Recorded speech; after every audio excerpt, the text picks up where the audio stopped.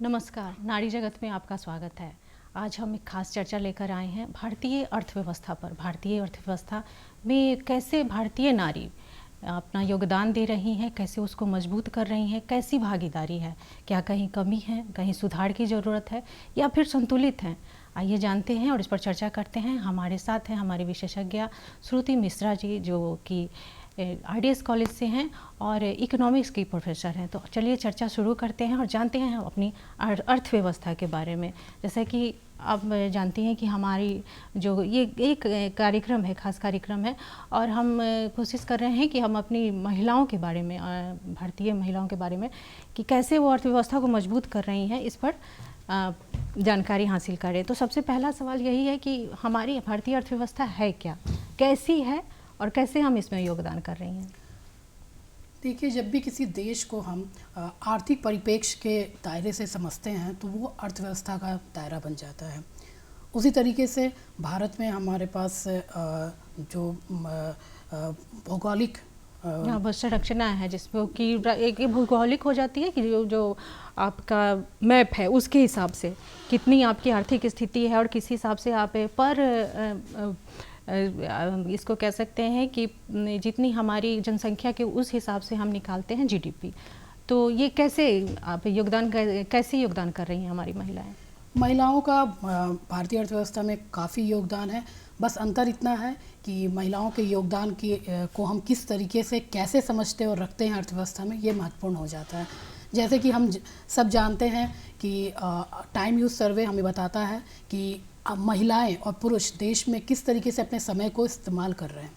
तो time use सर्वे हमें ये बताता है कि महिलाएं अपने ज़्यादातर समय को इस्तेमाल कर रही हैं किसी न किसी तरीके से। हालांकि महिलाओं के द्वारा इस्तेमाल किए गए सारे समय की पैसे से भरपाई नहीं होती है। और महिलाएं हमारे अर्थव्यवस्था में मेजॉरिटी महिलाएं केयर वर्क में इन्वॉल्व हैं। केयर वर्क मतलब कि आप सुबह उठ करके घर के काम, बच्चों को संभालना, परिवार को, बड़े बुजुर्गों को देखना, देखभाल करना। तो यही है एलएफपी, लेबर फोर्स पार्टिसिपेशन, जिसको कि हम पूरे ग्लोबल एरिया से देखते हैं कि ये किस तरह से भारत में काम कर रहा है। कि एलएफपी का परसेंटेज, श्रम शक्ति भागीदारी, ये जो है 21% है और अदर देशों के तुलना में ये थोड़ी कम है। तो कैसे इसको सुधारा जाए? Ma'am, labour force participation rate जो महिलाओं का है वो भारत में फ़िलहाल तो थोड़े कम लेवल पे है, लेकिन समय के साथ इसमें काफ़ी सुधार देखा गया है। और विगत वर्षों में सरकार की जो नीतियां और कार्यक्रम रहे हैं, हम अपेक्षा करते हैं आने वाले समय में महिलाओं की भागीदारी बढ़ेगी। दरअसल 4 आयाम होते हैं जिससे हम female labour force participation rate को देखते हैं। इस 4 में हम शिक्षा को रखते हैं, व्यवसाय के अवसरों को रखते हैं।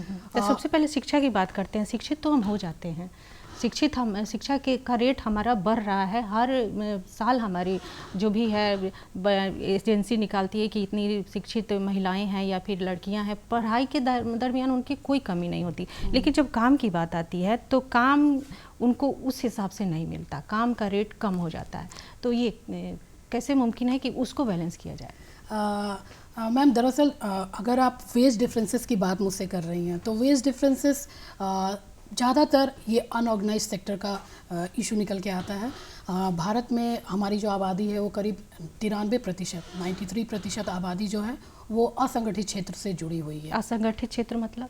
असंगठित क्षेत्र वैसा क्षेत्र है जहाँ पे आपके पास फिक्स्ड सैलरी नहीं है, फिक्स्ड नेचर ऑफ जॉब नहीं है और आपके पास सालों भर नौकरी हो सके इसकी कोई गारंटी नहीं है। और संगठित क्षेत्र मतलब फॉर एग्जांपल? संगठित क्षेत्र है जब आपके पास जहाँ पे नौकरी है, पेशा है, जिसके नियम हैं, जिसके कानून हैं, आपको तनख्वाह एक रूल्स के हिसाब से मिलती है। तो यहाँ पे एक जॉब सिक्योरिटी है। अनऑर्गेनाइज्ड सेक्टर में आपके पास किसी तरीके की जॉब सिक्योरिटी उपलब्ध नहीं हो पाती है। कृषि क्षेत्र कैसा है आपको? संगठित क्षेत्र है, असंगठित? नहीं, कृषि क्षेत्र ज़्यादातर असंगठित क्षेत्र है क्योंकि लोग अपने हिसाब से काम करते हैं, अपने लिए काम करते हैं। थोड़ी सहायता सरकार की मिलती है, लेकिन यहाँ पे कोई भी आपके सोर्स, आय के स्रोतों की कोई भी तरीके की आकलन गारंटी नहीं होती है।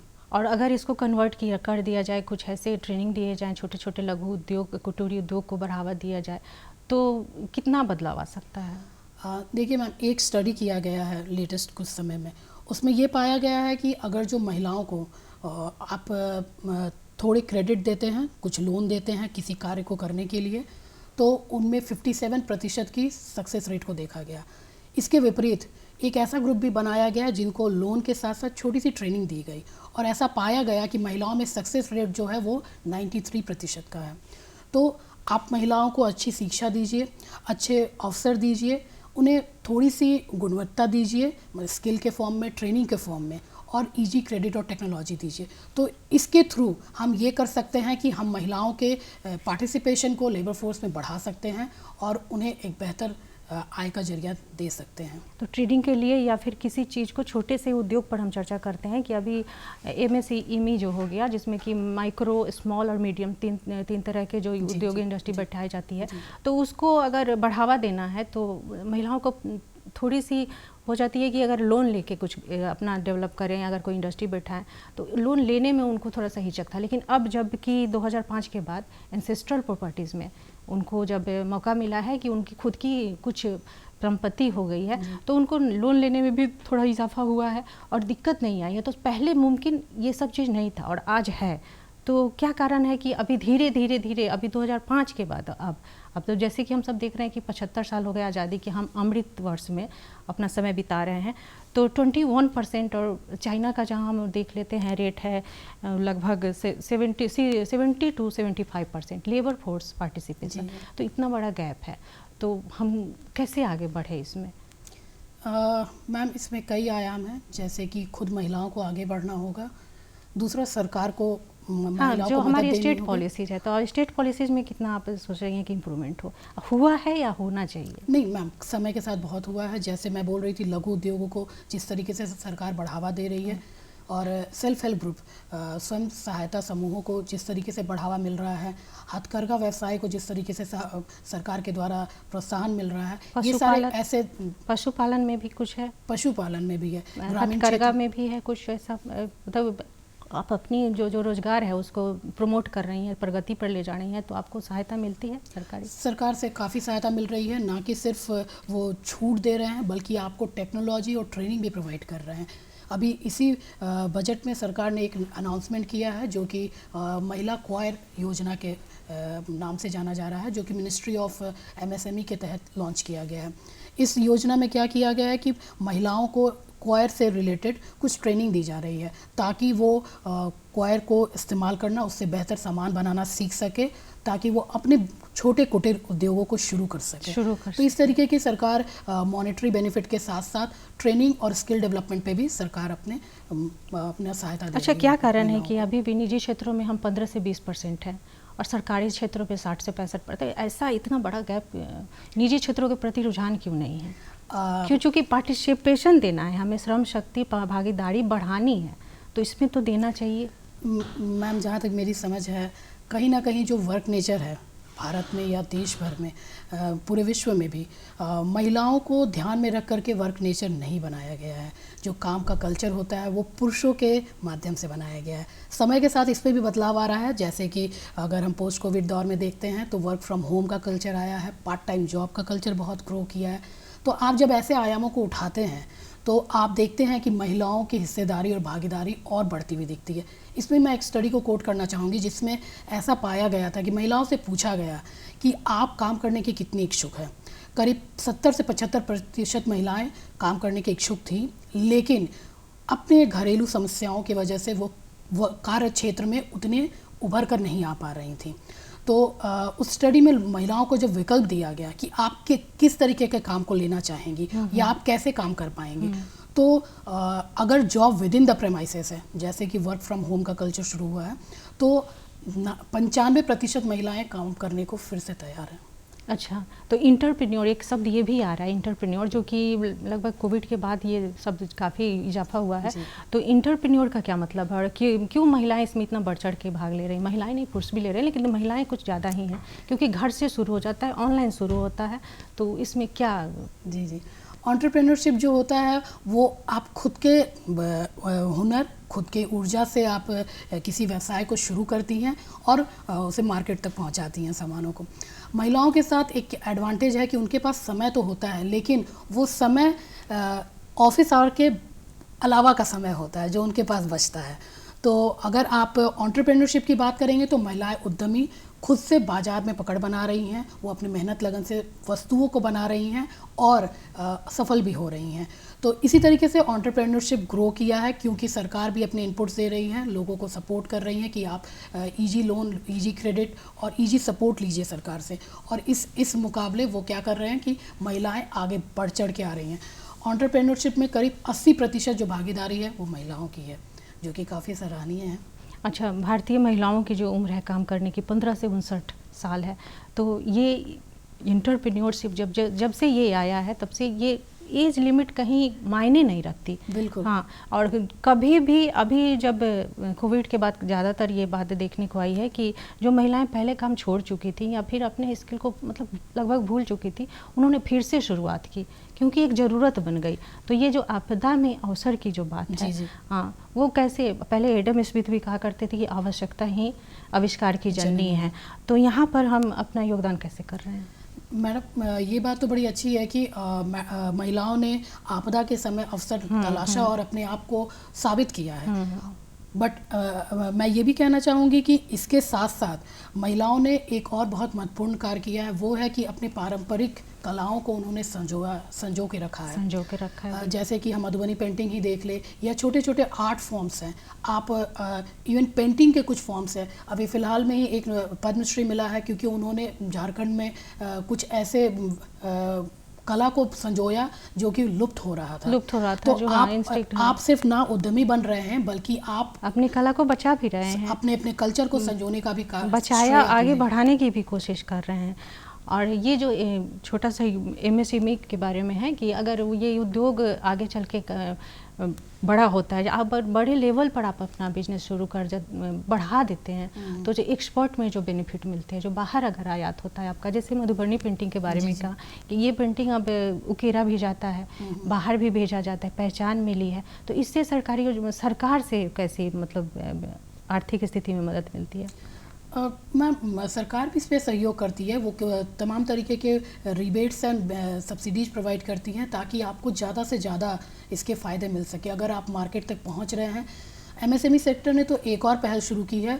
वो कहते हैं कि जितने भी पब्लिक प्रोक्योरमेंट्स होंगे वो कम से कम 3% का प्रोक्योरमेंट महिला उद्यमियों से किया जाए। तो इस तरीके की पहल सरकार कर रही है, तो कहीं ना कहीं ये फ़ायदा डायरेक्ट महिला उद्यमियों तक पहुंच सके, इस मद्देनज़र सरकार ये सारे कुछ। अच्छा, मेड इन इंडिया फॉर्म जो है, जो कि खुद बनाइए और बाहर आपका मेड इन घर का बना हुआ, भारत देश का बना हुआ, उसमें महिलाएं कितना सहयोग कर रही हैं?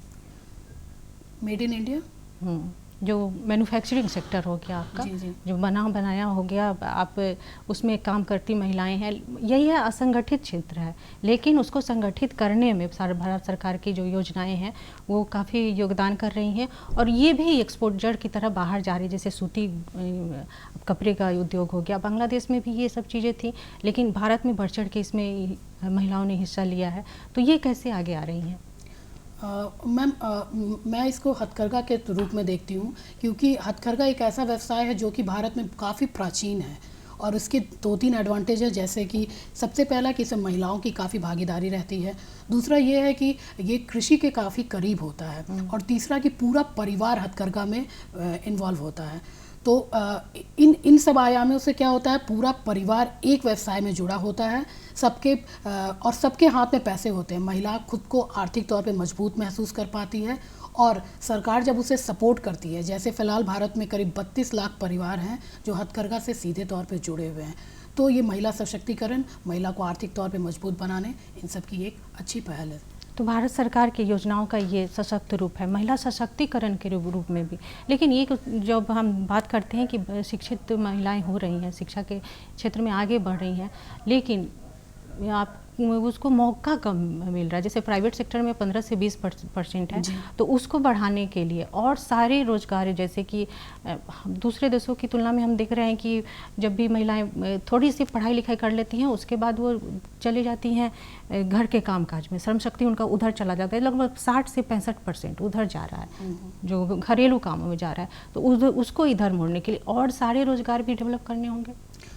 मैम सरकार तो बहुत तरीके से लोगों को नए नए अवसर दे रही है, जैसे कि सेल्फ हेल्प ग्रुप का एक बहुत अच्छा एग्जाम्पल है। स्वयं सहायता समूह जो है ये महिलाओं को संगठित करता है। वो ये बेसिकली 5 सूत्रों पे काम कर रहा है कि निरंतर तौर पे बैठकें करते हैं ये लोग, निरंतर बचत करते हैं, निरंतर अंतराल पे ऋण देते हैं, समय से ऋण की वापसी करते हैं और साथ में अद्यतन खाते, वो करंट अकाउंट को मेंटेन करते हैं। तो इन प्रिंसिपल्स पे काम करके वो महिलाओं को आत्मविश्वासी बना रहे हैं, उनको स्वाभिमानी बना रहे हैं, उनके गौरव को बढ़ा रहे हैं। तो ये सारी ऐसी पहल है जिनके थ्रू महिलाओं के पार्टिसिपेशन को, उनके वर्क फोर्स को बढ़ाया जा रहा है। क्योंकि महिलाओं को लेबर फोर्स में लाने का मतलब सिर्फ ये नहीं है कि हम सरकारी जॉब्स उनको दे पाएँ या फिर सबको प्राइवेट में डाला जाए। सेल्फ हेल्प ग्रुप जो है वो महिलाओं को स्वयं स्वाभिमानी या स्वयं आत्मनिर्भर बनाता है। तो ये सारे पहल हैं जो महिलाओं के पार्टिसिपेशन को बढ़ा रहा है और पिछले कुछ समय में महिलाओं की भागीदारी बहुत ज़्यादा बढ़ती हुई देखी गई है। आपके हिसाब से और कौन कौन सी व्यवस्थाएं आगे आनी चाहिए और कितनी डेवलप होनी चाहिए लगभग? मैम अवसरों की अगर बात की जाए तो जिस तरीके से लघु उद्योगों को सरकार का सहारा मिल रहा है, आगे बढ़ाया जा रहा है, इसके साथ साथ जो एंटरप्रेन्योरशिप को बढ़ावा मिल रहा है, ये भी मिनिस्ट्री ऑफ एमएसएमई के तहत विमेन एंटरप्रेन्योर सेल बना करके महिलाओं को आगे बढ़ाने की बात की जा रही है। इसके साथ साथ शिक्षा पे जिस तरीके से सरकार खर्च कर रही है और महिलाओं को प्रोत्साहित किए जा रहे हैं। इस बार के बजट में कितनी शिक्षा पर और महिलाओं के को डेवलप करने में, प्रगति पर कितना लगभग आया है? इस बार बजट में अगर हम देखें तो ministry of women and child development को करीब 267 करोड़ का ज़्यादा एलोकेशन हुआ है और ये एलोकेशन सबसे ज़्यादा सक्षम आंगनवाड़ी एंड पोषण को दिया गया। करीब 20,554 करोड़ जो है वो सक्षम आंगनवाड़ी एंड पोषण को मिला है।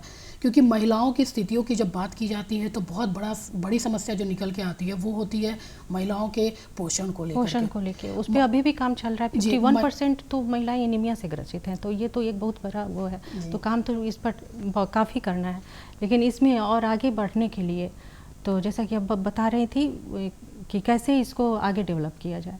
वही मैम, आप जब अच्छे पोषण देंगे तो महिलाएं स्वस्थ होंगी, वो काम करने के लिए सक्षम हो पाएंगी। अच्छी शिक्षा देंगे, फिर आप उनको अच्छे अवसर प्रदान करते हैं। और इसके साथ साथ एक बहुत महत्वपूर्ण पहलू है, सरकार अपनी पॉलिसी और कार्यक्रम को रखती है और समाज का दृष्टिकोण। आज हम देख रहे हैं समय ऐसा बदला है कि समाज का दृष्टिकोण भी बहुत बदला है। आज लोग महिलाओं को आगे देखना पसंद करते हैं और उसको सराहते हैं। तो इन्हीं सभी परिप्रेक्ष्य में हम महिलाओं को आगे बढ़ते हुए देखते हैं और आगे भी इसके फ्यूचर काफ़ी दिख रहे हैं। क्या वजह कि अभी भी सुरक्षा की दृष्टि से हम उतने मजबूत नहीं हुए और कितनी सुधार की ज़रूरत है जी? और इसका हमारी आर्थिक अर्थव्यवस्था पर कितना असर है? देखिए, महिला सुरक्षा एक बहुत बड़ी समस्या है। आज भी अपने वर्क प्लेस पे कई जगह महिलाएं अपने आप को सुरक्षित नहीं महसूस करती हैं और कई परिवार में महिलाओं के शिक्षित और क्वालिफाइड होने के बावजूद लोग इस डर से, वर्क प्लेस सिक्योरिटी के डर से महिलाओं को वहाँ नौकरी करने देने के लिए तैयार नहीं हो पाते। तो समाज को आप क्या संदेश देना चाहेंगे, इस पर कुछ कहना चाहेंगे? हाँ, कहीं ना कहीं हमें महिलाओं की स्थिति को समझना होगा और पुरुष जो महिलाओं को जो समझता है कि वह महिला का स्वामी है, वो उसे अपने साथी और मित्र के रूप में देखे तो समाज का जो दृष्टिकोण है वो महिलाओं के प्रति बदलेगा और हम एक बहुत ही सकारात्मक भविष्य की ओर बढ़ते हैं। सरकार के पॉलिसी से आपको कितना लग रहा है कि लाभ मिल रहा है और डिफेंस पर कितना खर्च हो रहा है? महिलाओं की सुरक्षा पर आप संतुष्ट हैं? क्योंकि इसका सीधे सीधे संबंध हो जाता है अर्थव्यवस्था से। बिल्कुल बिल्कुल, सरकार की पॉलिसीज़ तो काफ़ी सराहनीय है क्योंकि वो अभी कुछ समय से महिलाओं को हर तरीके से प्रोत्साहित कर रहे हैं और सपोर्ट कर रहे हैं, उनको आर्थिक तौर पे मजबूत बनाने के लिए, उनको सशक्त करने के लिए। और जो मैंने बात कही विमेन लेड डेवलपमेंट के कॉन्सेप्ट को लेकर चल रहे हैं कि महिला नेतृत्व से विकास हो सके। इससे ये होता है कि महिला खुद को के अंदर, महिला के पास जब स्वामित्व आता है तो वो जिस तरीके से आत्मनिर्भर और वो खुद को आर्थिक तौर पे मजबूत महसूस करती है, वो आप किसी और दूसरे तरीके और ढर्रे से उन्हें नहीं महसूस करा सकते। तो कहीं ना कहीं बहुत संतोषजनक स्थिति है और आगे भी काफ़ी हम सुरक्षा के दृष्टिकोण से आपको क्या मदद होनी चाहिए? और सुरक्षा के दृष्टिकोण से भी सरकार कई तरीके से काम कर रही है, हालांकि इसमें और काम की आवश्यकता है। सबसे ज़्यादा ज़रूरत जो है वो हमारे पुरुष सहकर्मियों की सहयोगिता की है। वो अगर महिलाओं को सहयोग करेंगे, सपोर्ट करेंगे, तो मुझे लगता है वो अपने वर्क प्लेस पे असहज महसूस नहीं करेंगे। अब घर की स्थिति क्या है? जब निकलना तो आपको आपके घर से है, और वहाँ का माहौल आपको कितना दबाव में रखता है या फिर आगे बढ़ाता है, ये इसका भी बहुत बड़ा संबंध हो जाता है अर्थव्यवस्था से। तो इस पर आपको क्या, इस अपनी राय क्या है? बेटी बचाओ बेटी पढ़ाओ, सरकार जब इस पॉलिसी को लाती है तो वो इस दृष्टिकोण से लाती है कि समाज में एक बेटे का होना उतना ही ज़रूरी है जितना एक बेटी का होना है। तो लोगों के दृष्टिकोण को बदलने का की ये कोशिश है इस पहल के थ्रू। और जब तक लोग अपने दृष्टिकोण को बदलेंगे नहीं, लोग सकारात्मक सोच नहीं रखेंगे औरतों को लेकर के, तब तक हम अपने घर से बेटी को सुरक्षित निकलते देख के वर्क प्लेस तक पहुंचते हुए देख पाना इतना आसान नहीं है। यही सब कारण है कि मैकेंजी जो ग्लोबल इंस्टीट्यूट है उसने कहा था कि 60 से 65% आपका जीडीपी ग्रोथ भाग जाएगा अगर महिलाएं, भारत की महिलाएं लेबर फोर्स पार्टिसिपेशन को बढ़ाती हैं। तो इस पर आपकी क्या प्रतिक्रिया है? बिल्कुल बिल्कुल, जैसा मैकेंजी ग्लोबल इंस्टीट्यूट ने कहा है उसी तरीके की एक रिपोर्ट वर्ल्ड बैंक ने भी जारी की थी। वर्ल्ड बैंक ने कहा कि फ़िलहाल भारत में महिलाओं की जितनी भागीदारी है, अगर हम उसको दोगुनी कर लेते हैं तो फ़िलहाल जीडीपी रेट जो करीब 7.5 के करीब है, ये बढ़ करके 2025 तक 9% हो जाएगी। और 2025 तक हम भारतीय अर्थव्यवस्था में 700 बिलियन US डॉलर को ऐड कर सकते हैं। तो ये सपना साकार हो सकता है कि अगर सारी संरचना, अगर भारतीय घरों की, समाज की दृष्टिकोण और स्टेट वाइज पॉलिसीज और भारत सरकार की जो बेनिफिट है वो सीधे सीधे महिलाओं तक पहुँचे, तो हम काफ़ी हद तक इसको सुधार सकते हैं। जितना अभी है, हम अमृतकाल में जी रहे हैं, हमने काफ़ी सफ़र तय किया है यहाँ तक आने के लिए, और बहुत आगे तक हमको जाना है। 2025 का जो सपना है उसको साकार करना है। तो चलते चलते आप क्या कहना चाहेंगी, कुछ और ऐड करना चाहेंगी इसमें? बिल्कुल मैम, मैं ये ऐड करना चाहती हूँ कि फ़िलहाल हम देखते हैं भारत में कि महिलाएं जो हैं वो अपने मेहनत, अपनी ऊर्जा, अपने लगन के दम पे उन्होंने बिज़नेस में पकड़ बनाई है। आने वाले समय में भी वो नए नए सामानों को बाज़ार तक पहुँचा रही हैं और उन्होंने अपने आप को साबित किया है। और अगर हम देखें तो भारत में महिलाएं आज मेगा इकोनॉमिक फोर्स के तरीके से उभर करके आ रही हैं और वो अपना परचम सिर्फ भारत ही नहीं पूरे विश्व में लहरा रही हैं। सरकार की जो पॉलिसी हैं, जो नीतियां हैं और कार्यक्रम हैं, इसका इसमें काफ़ी सहयोग है। महिलाओं के खुद की लगन है और साथ में समाज का भी दृष्टिकोण है जो महिलाओं के हक में जा रहा है। तो आने वाले समय में हम इन सब में बढ़ोतरी देखते हैं और देखना। ग्राउंड लेवल पर हम देखते हैं कि कृषि क्षेत्र में जो मनरेगा वाली जो काम 100 डेज की जो पॉलिसी है उसमें महिलाएं बढ़ चढ़ के भाग लेती हैं। तो उनको क्या, क्योंकि पुरुष कभी कभी बाहर भी चले जाते हैं लेकिन महिलाएं गांव में रह जाती हैं और वो काम को पूरी तरह से, उनको बस वही काम होता है तो वो काम बहुत लगन से करती हैं। तो इसमें कहाँ तक सरकारी व्यवस्था कहाँ तक मदद कर सकती है, उनको और मदद कर सकती है? क्योंकि अगर मनरेगा 100 डेज का मिलता है तो आप अकाउंट खोलते हैं, उसमें पैसा आता है, काम मिलता है, तो ये एक आर्थिक व्यवस्था को, हमारी अर्थव्यवस्था को कहीं ना कहीं मजबूत करने में काफ़ी मदद कर रही है। इसको आप कैसे ले रहे हैं? मैम, इसके साथ साथ महिलाओं के पास और भी कई योजनाएं हैं जिसके थ्रू वो काम करती हैं।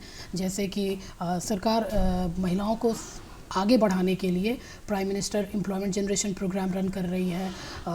दीनदयाल उपाध्याय ग्रामीण कौशल योजना है, प्राइम मिनिस्टर कौशल विकास योजना है, उसी तरीके से नेशनल लाइवलीहुड योजना है, मिशन है। इस तरीके के कई योजनाएं हैं जो मनरेगा के साथ साथ चल रही हैं। तो महिलाएं मनरेगा के साथ साथ अन्य योजनाओं का भी लाभ ले सकती हैं।